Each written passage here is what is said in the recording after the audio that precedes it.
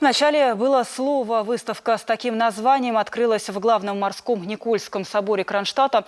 Ее приурочили к окончанию Первой мировой войны. В экспозиции представлены факсимиле древнейших рукописей XI и XII веков Мирославова Евангелия. Его привезли из Сербии и передали в дар на вечное хранение Никольскому морскому собору.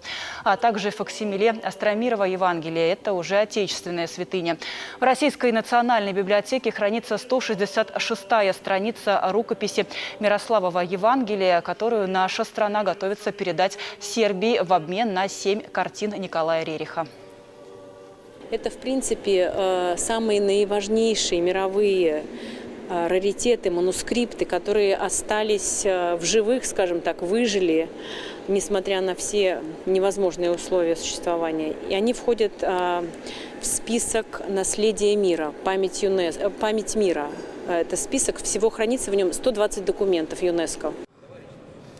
Выставка – часть российско-сербского благотворительного проекта «Белый ангел». Его миссия – возрождение духовно-нравственных традиций через просвещение и представление памятников мировой православной культуры.